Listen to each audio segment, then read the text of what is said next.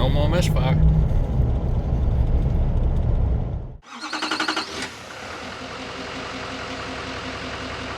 Last week I went out to Rancho Cucamonga, California, and I delivered a fifth wheel camper out there. And normally I do a video pretty much every week or every load and kind of show you guys the trip. Well, on that last one, I don't know, I just wasn't in a very video kind of mood, so I just sat back and soaked up the scenery and enjoyed the trip.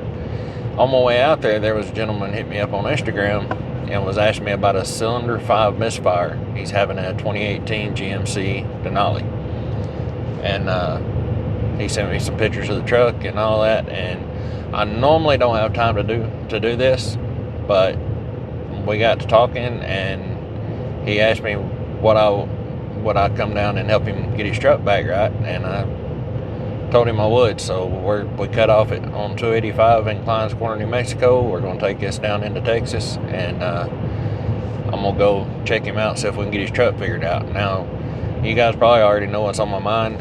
I believe it's the injector pigtail or connector, however you want to call that.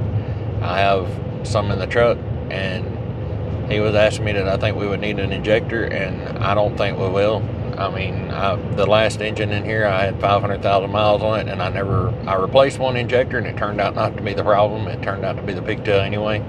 But I'd already replaced that pigtail once, and that pigtail had failed again. So I feel like we're on the right track. We're going to get on down there and check him out and see if we can get him fixed up. Here is Andrew's beautiful 2018 GMC Denali, and when I got here, we just got to talking, and I kind of laid in on it, but it did have a P0305 and a P0205, and I wiggled the wires on the injector. It didn't clear up.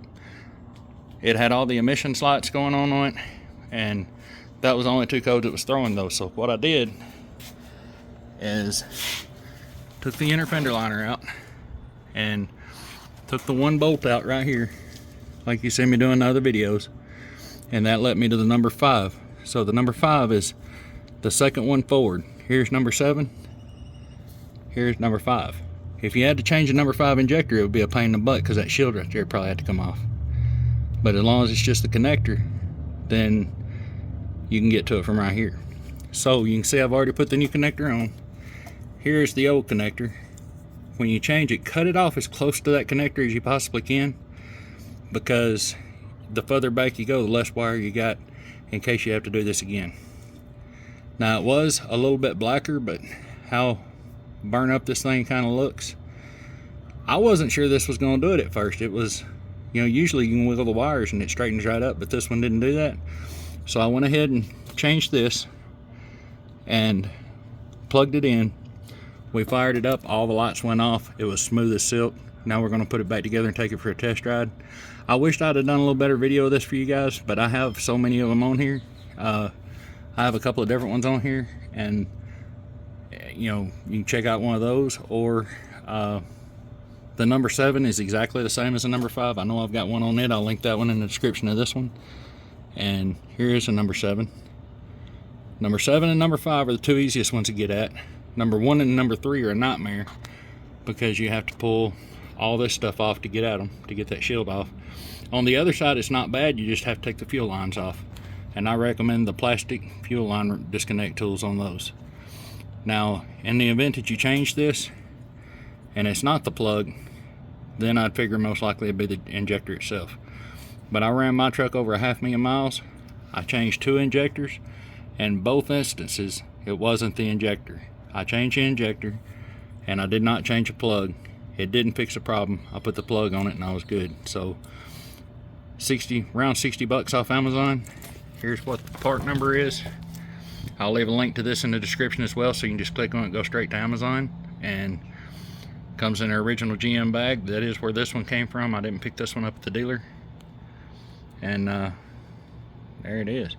So I'm gonna put this stuff back together. It's really self-explanatory. It's just a bunch of these little Torx bits around the inner fender liner that hold the inner fender liner on. And once you take the inner fender liner out, you have this cover right here, and when you're taking it off, you have to tip it up from the back and pull it out. Tip it up from the back, pull it out, And once you get it out, then it exposes the plug, and you'll need to pull back on this lock like that. Get here a little closer. I think my flashlight went dead. Get in here, pull that lock back, push the button down, and wiggle it, and it'll come off. Then I always go ahead and put the new plug back on, figure out how long do I need my wires. I use these come with the plug when you order it, and then use some heat to shrink that down. And then, to me, this is the hardest part of putting it back together, because this lip right here has got to go underneath that metal cover. Now, I've seen people just take and throw them back in there. I've seen people not put them back on at all. I recommend probably don't do that. It's a little aggravating, a little frustrating, but if you play with it, you can get it. Just know that when you start in, it needs to be kicked up at an angle so that it will go underneath that lip.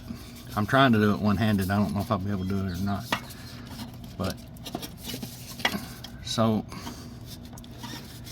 there it is. And guys, if you're thinking about not worrying about it, not getting it in, if I can do it with one hand, you can do it with two. You know? And just keep working it around till it falls on down, right like that. Pull the bolt up.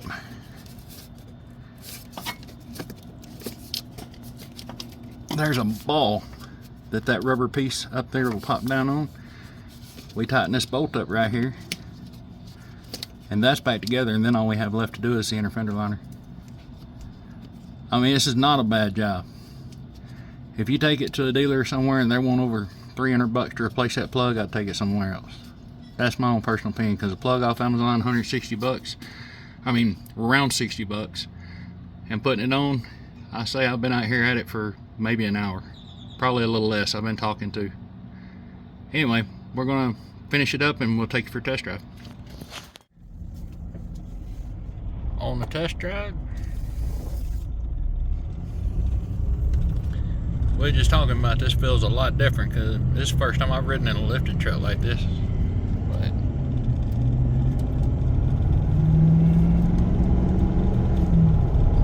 no more misfire. And you think we've been far enough for this good? Yeah. You don't think it's gonna come back? I don't think so. Already. We're thinking it's all good. It is about a week later. I talked to Andrew earlier today, and he said that the truck's doing good. So far, so good. No check engine lights. All running smooth.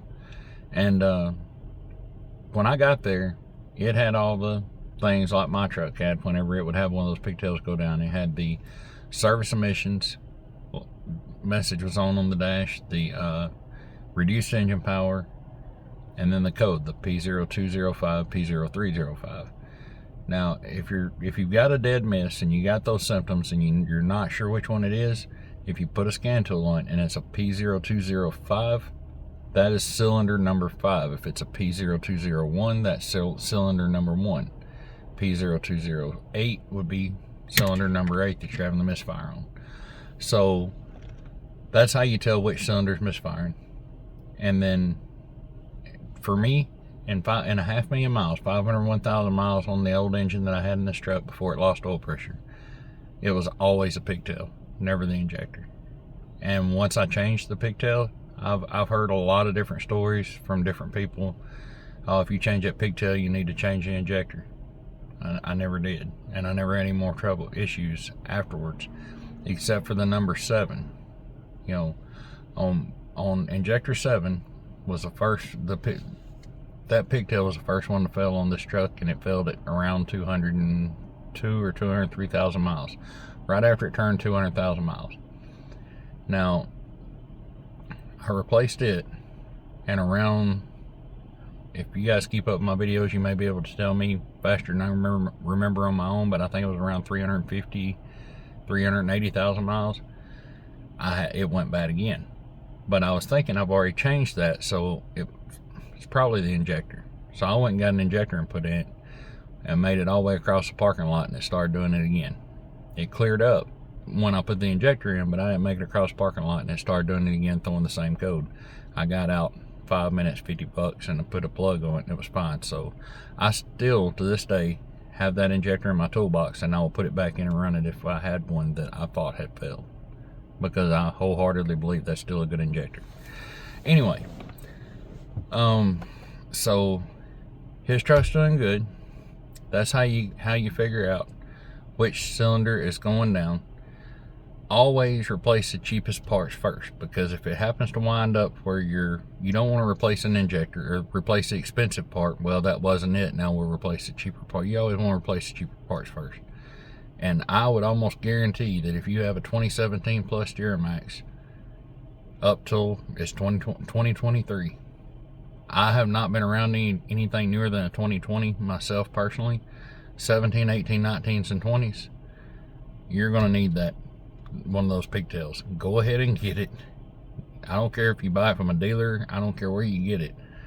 Get a pigtail, put it in the glove box, because when I left Andrews, I was headed back to Indiana to go back to work, and a gentleman called me from Bettendorf, Iowa, sitting in a parking lot, P0206, P0306, reduced engine power, service emissions. And I asked him, did he have a pigtail? He said, well, man, I've watched your videos, but I just thought, surely I have more time. I don't remember the mileage on his truck, but surely I have more time. I was going to order one, but I didn't, and it left him hanging. He called O'Reilly's. Bless their hearts, they got him the wrong plug. So I was on my way back. He called me, we talked about it. He ordered the plug from O'Reilly's, and I even gave him the number from the bag that I showed earlier in this video, and had him cross-reference that number to make sure it was going to be the right plug, and it was still the wrong plug. It was Friday afternoon. He couldn't get one, so I drove to Iowa, and we put one of the, when I left the house I have 4, and now I have 2 left, and we put one of those on his truck and got him back on the road. So it does, he was plenty capable of changing himself. He didn't need me for that. And if you don't want to change it yourself and you go to a shop, it could mean the difference in sitting there for a week waiting on them to get the plug in when they order it. It's 50 something, around $50-ish on Amazon, 50 to 60 on Amazon. I highly recommend you get one and put it in a glove box, because you never know when you're gonna need it. And that's 2 trucks 1 week. You know, when I replaced this engine, I bought it from a salvage yard. It has 108,400 miles on it. It still has all the factory pigtails on it. It's never had one replaced. And I'm thinking I've got about 80,000 miles, and I have to start replacing them on this one, you know.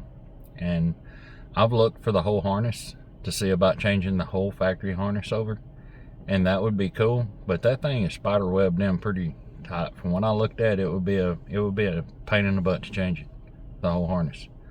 And if I can replace a plug every 100,000 miles, I'm not complaining about that. You know, I've had a lot of different trucks that gave way more issues than replacing a $50 plug every 100,000 miles. So I'm not complaining on that. But yeah, I've been a Chevrolet man all my life. I don't think I've owned other stuff, but I've never really worked them and, you know, kept them very long. But shame on GM for not making this a recall or doing something. That's a lot of money for a truck to have. It's an excellent platform. They did really good as far as getting the truck together, but this is a really stupid problem to have on such a nice truck that does such a good job, you know. But anyway, guys, if you found this anywhere near helpful, and if you enjoyed the video, if you liked the video, you found it helpful or informative, like, share, subscribe. It helps me out a lot. And the video where I do the P0206, the gentleman in Iowa, I made a video on it. It'll be coming out soon. If you click on the title of this video, that'll get you into the description. I'll leave a link to that video and any of the rest of the videos where I did these connectors. So maybe if this video didn't help you out, another one would. I'll leave those links, and a link to the pigtail, and a link to anything I can think of you'll need to do the job. except for number 1 and 3 are tough. If you don't have a lot of patience and a lot of time, and you never done it before, 2, 4, 6, and 8 you can do yourself. I highly feel like pretty much anybody with any mechanical background can do it, because it's just snipping the wires but connecting the other 2 wires on. It should be simple, you know.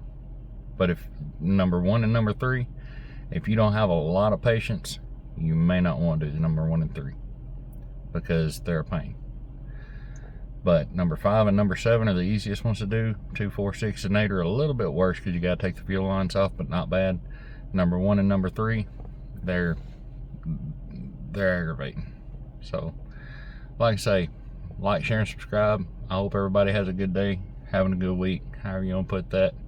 And I will see y'all in the next video.